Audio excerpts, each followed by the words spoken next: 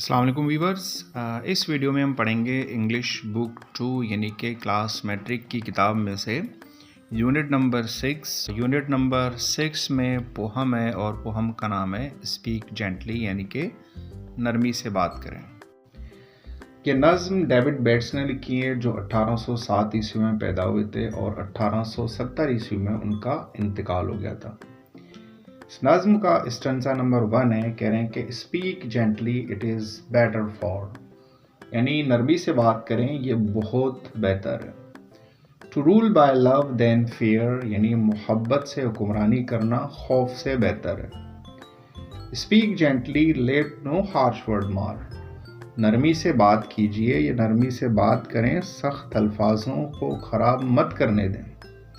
The good we में do here, उस भलाई को जो हम यहाँ पर कर सकते हैं। स्टेंजा 2 है, speak gently to the little child, कह रहे हैं नन्हे बच्चे से नरमी से बात करें। Its love be sure to gain, यकीनन आप उसकी मोहब्बत हासिल कर लेंगे।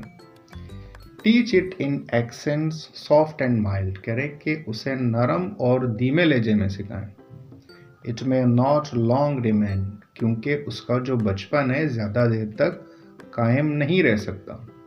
स्टेंजा नंबर 3 है, कह रहे हैं speak gently to the aged one, यानी बूढ़े शख्स से नरमी से बात करें। Grieve not the careworn heart, यानी उस परेशान दिल को और रंजीदा ना करें।